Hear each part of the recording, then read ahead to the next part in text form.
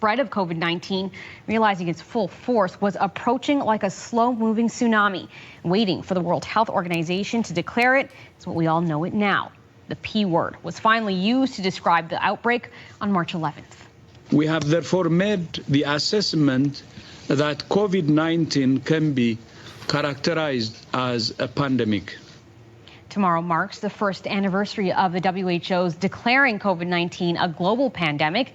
At that time, there were more than 118,000 cases in 114 countries. All right, Raywat, here we go. Just a moment. 4,200 people had died. Now, more than 116 million people have been reported to be infected, and more than 2,700,000 people have died globally. Well, as we look back on the year that was, we also need to look forward. What lessons have we learned that could help prevent the next pandemic? Is what my next guest has been thinking about. Raywat Deonandan is an epidemiologist at the University of Ottawa, and that's where we find him tonight. Hi, thanks for taking the time to be with us. Hi. So it's probably something that people don't want to think about, but how likely is another pandemic, and how soon could it happen? I think it's inevitable. The question is how soon? Probably within 20 years, I would say. And when we're talking about pandemics, we have to ask ourselves, what is a pandemic? When the WHO declares one, that's an administrative thing. It releases some resources. What we're talking about here is what's the next disease that will shut down the world? Now, it's hard to say which. We've been being afraid of the flu for a long time, so I think the next big thing is going to be influenza. But it could be something else.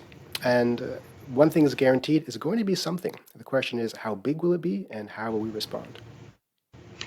I've read that one of the next things that could happen is something microbial because of sort of antimicrobial resistant bacteria. Is that something that we should be looking at and preparing for? That is an existential threat, without question. Antimicrobial resistance is probably the next big thing we're going to have to tackle at the global medical level.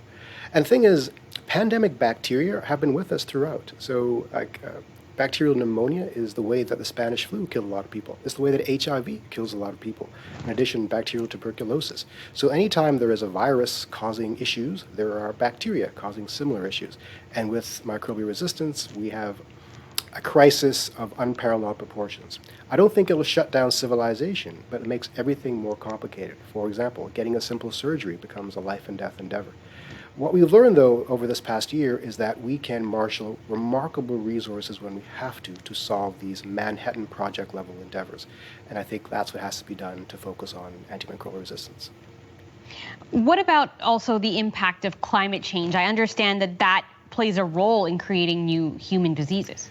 Yeah, so climate change affects things like vector movement. Where do mosquitoes travel to? And mosquitoes are the common vector for a variety of really problematic viruses and parasites. Climate change also changes where humans live, and a lot of this is gated by human behavior. So one thing we have to remember is so many of the problematic diseases are the result of humans and animals living in close proximity. That's why so many of these come from the most populated parts of the world. And climate affects where people live, how they do agriculture, and which animals they associate with. So absolutely, it's a big problem.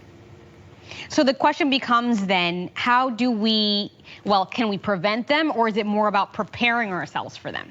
We can do both. We can prevent by investing in surveillance. What kind of surveillance? Well, beginning in those parts of the world where a lot of people live, so Asia in particular.